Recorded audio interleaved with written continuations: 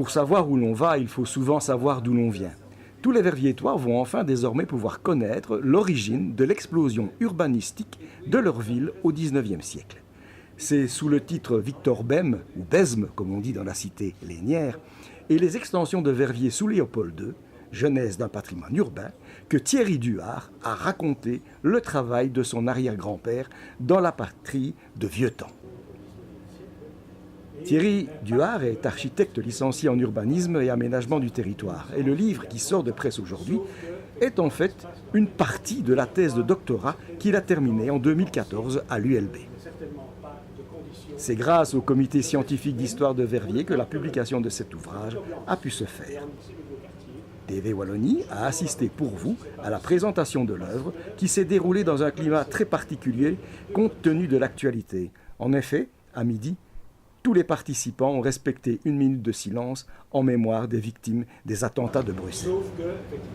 Le livre de Thierry Duhart est certes d'une rigueur scientifique extrême, mais il n'en reste pas moins très agréable à lire, même si on n'est pas architecte soi-même. C'est un vrai livre d'histoire locale. Nous avons rencontré l'auteur pour vous. Nous avons également rencontré Freddy Joris, l'homme grâce à qui le livre a pu voir le jour. Nous avons rencontré Jean-François Istas, échevin en charge de la culture, de l'enseignement et du patrimoine de la ville de Verviers.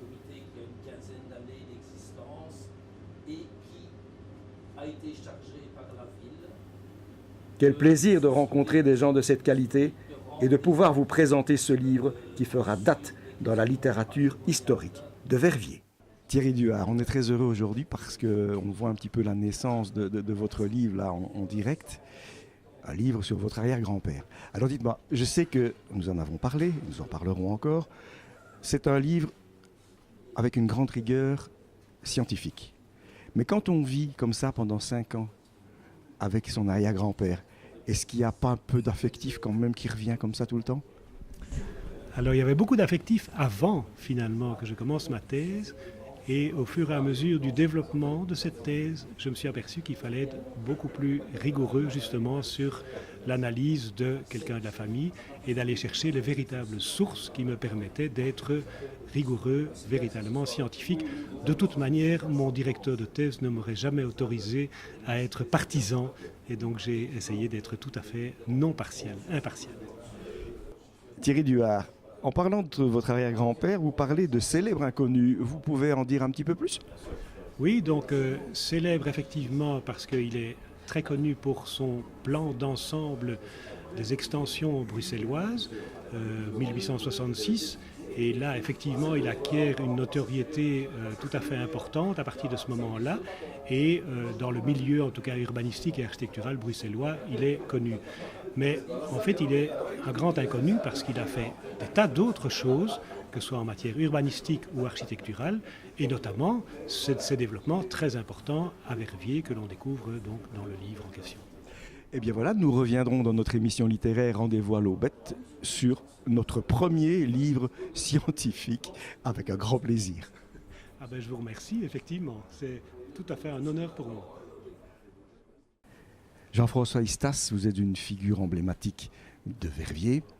Vous êtes toujours échevin d'ailleurs de la culture, de l'enseignement et du patrimoine, hein, ce qui explique votre présence ici aujourd'hui.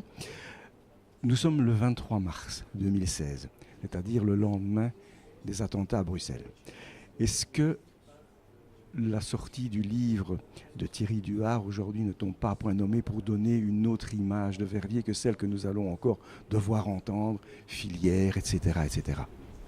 Oui, car effectivement, dans l'actualité, malheureusement, l'image de Verviers n'est pas bonne. Et quand on parle des attentats de Bruxelles, on pense immédiatement et on parle immédiatement de Verviers. Or, c'est très injuste parce que la ville a un passé prestigieux. Et ceci nous rappelle justement ce qu'était ce passé prestigieux. Verviers était une ville industrielle très riche dès le 19e siècle, qui a investi le monde entier. Et la ville elle-même, finalement, a changé au 19e siècle. Au début du 19e siècle, Verviers s'étendait de part et d'autre de la Vesdre, grosso modo, avec une petite excroissance sur Haudimont.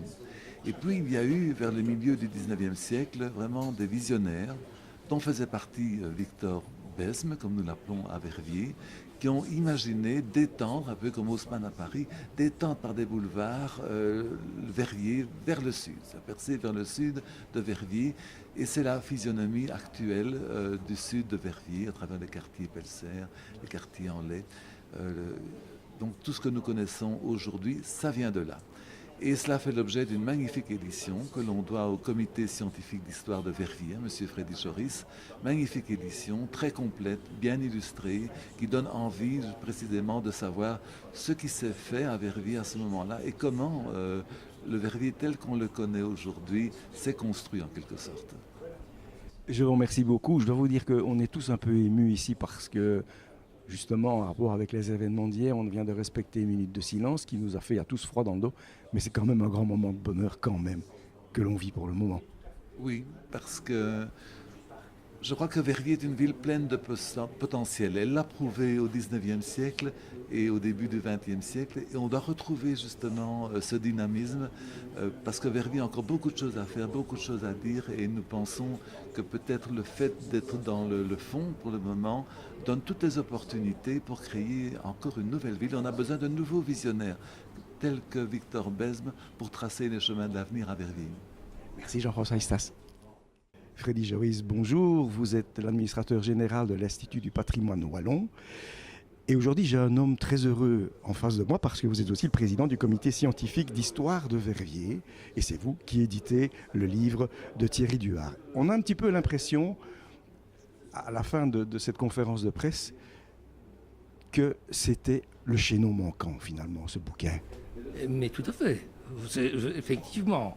On a énormément de choses sur l'histoire du XIXe siècle à Verviers. Il y a vraiment quand même pas mal d'études qui ont été faites et quelque chose manquait. C'était l'histoire